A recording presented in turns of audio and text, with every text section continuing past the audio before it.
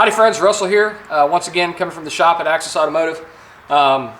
Episode 3, I think we're on the Jeep. Today we're going to talk about, we'll call this drivetrain, brakes, suspension. We'll just kind of wrap it all up into one. Some of the things that we did on the restoration. Obviously, 86 CJ-7 came equipped with a Dana 30 front axle, and you had two options for the rear axle. You either had a Dana 44, which was optioned much later in the 86 model year and the early portion of the model year, and all CJ-7s prior came factory equipped with an AMC 20 rear end. This Jeep is still equipped with an AMC 20 rear and a Dana 30 front, and both axles we completely went through, new bearings, new gears, limited slip in the rear end. We geared them at 354. They came originally equipped at 2.73 to 1 on the gearing, so it kind of had airplane gears in it. So 354 with the 32-inch tires we're going to run and a factory 4-speed transmission. It'll still be manageable on the highway, and I think it should do us well. A part of the whole rebuild on the drivetrain included, we put in brand new ball joints, new hubs. Now the 86 came equipped, 81 through 86 came equipped with a hub that was fitted for what we call the 5-bolt lockout. And the factory 5-bolt lockout made by Warren had some plastic gearing and substandard parts in it. It really wasn't as robust as I wanted. After doing quite a bit of research, I found out that the 1980 hub had the same, you ended up with the same back spacing on the brake rotor dimensions. So you can take an 81 and later and use a 1980, specifically 1980 CJ-7 front hub, and it'll bolt right onto the axle, and then that allows you to use the 6-bolt heavy-duty Warren lockouts. So that's one of the things we did to get a little more robust with it. And like I've said before, everything we've done on this has been either new or completely rebuilt. So new rotors, new bearings, new hubs, new lockouts, new calipers, new ball joints, and everything, bearings and everything new and rebuilt, new seals.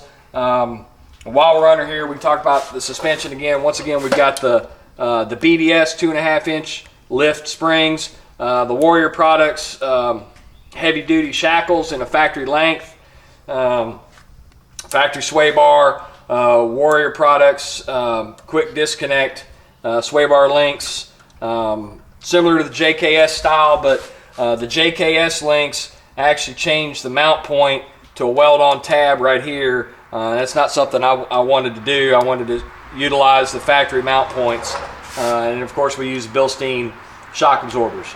Our Crown Automotive braided stainless steel brake lines, and of course you can just see a little bit right here that brand new brake tube. Like I said before, all the brake tubes were replaced, and also you can catch a glimpse right here of it. This is the Moore, and how do they spell that? I think they spell it out with a period between each letter, but it stands for Mountain Off-Road Engineering. They've engineered this heavy-duty gusseted. You can see the big gusset in it, and of course it's CAD plated, so it'll last forever. Heavy-duty steering gear bracket, and it changes some of the bolts. You end up adding an extra bolt in, and these things are very, very robust and masco tape, beefy. Let's see. That's about it for the front end part of the drivetrain. We're going to go ahead and transition to the rear and kind of show you what we did back there. Okay, so here we are at the rear end. Once again, factory AMC 20 rear end. We re-geared it to a 354 from the factory 273. We also installed Detroit True Track torsion type gear limited slip. I've got plans to put maybe a lunchbox locker in the front, and then we'll run a limited slip in the rear. It'll have really good on-run manners, but it'll be quite capable off-road when I need it to be. One of the things we did with this rear end is one of the weaknesses in the AMC 20 rear end is the tube. And not so much tube strength, but in the joint between the tube and the housing. So one of the things we do and I don't know how well you can see this in the video, is we end up welding the tube to the housing, and that's to help keep it from spinning and separating. One of the other upgrades we do with the AMC 20 is putting in a one-piece axle set. They came with a semi-floating rear axle, which aren't generally bad, but it is one of the weaker points, the AMC design, and finding the upgrade worn full floating rear axle kits for the AMC 20, that just ain't happening anymore. So what we end up doing is running a Moser, or Mosier, however you want to pronounce it, one-piece rear axle. Of course, the Moser rear axles are made here in the USA, and I've said it before, I prefer American or at least North American made products. Brand new drums. We just got these brakes set, so I'm not gonna try and get this drum off so you can see the internals. Every spring, every piece, wheel cylinders, everything inside this brake drum was replaced, brand new. Of course, got your park and brake cable here. Pan into here and take a look. Once again, there's that new stainless steel brake line from inline tube. Once again, all the links for all these products, or at least the ones that I can remember, will be put down in the description. We've got our BDS 2.5-inch lift spring pack, our Bilstein shock absorber, or for you Brits out there, damper, and then of course our Warrior non-lift heavy-duty shackle. Good time here. We can take a peek. Of course, they came with a steel 15-gallon gas tank. There was an option for a 21 or 20-gallon tank. I've gone with an MTS polyethylene 20-gallon fuel cell. There's some extension brackets you have to add in, and then you use the original 15-gallon skid plate. It pretty much bolts right in. And then, I don't know how well we can see. Can you get up under here and take a look?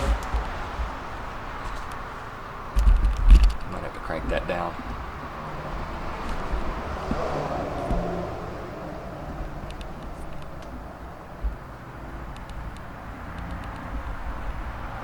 Edit some of that.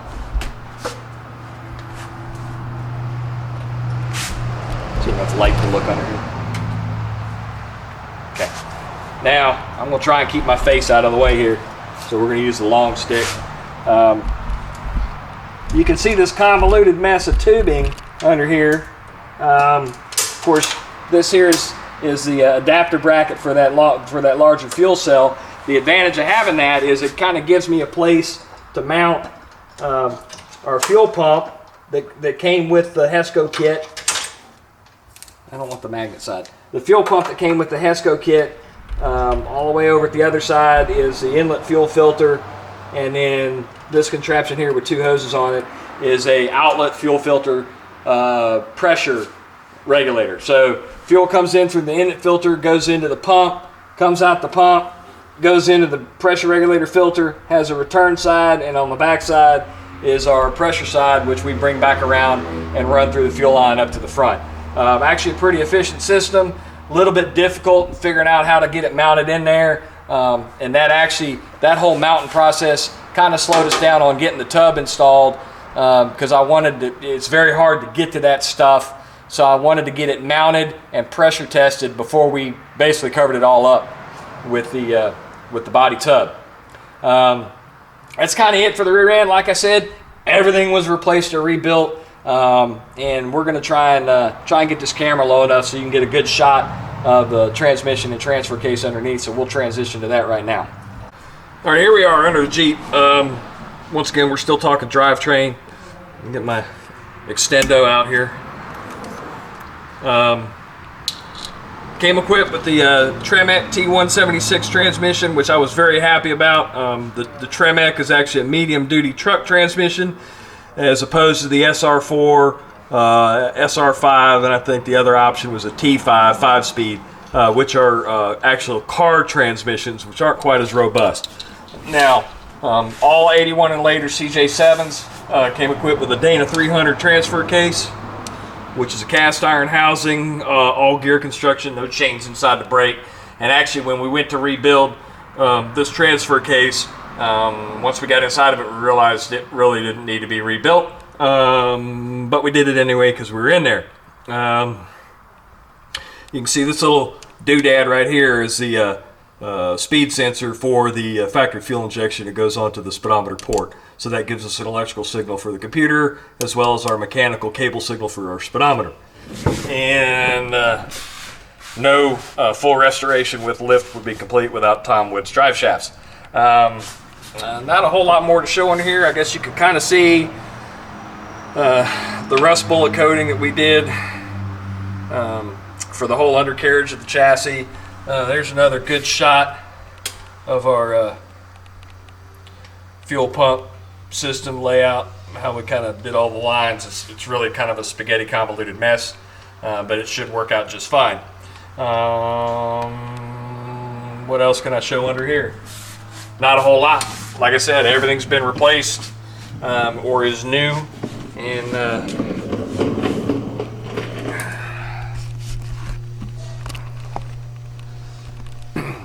that's all we got for now. Once again, if you like this content, hit the subscribe button, hit that bell icon so that you know future content coming up, and there's more to follow.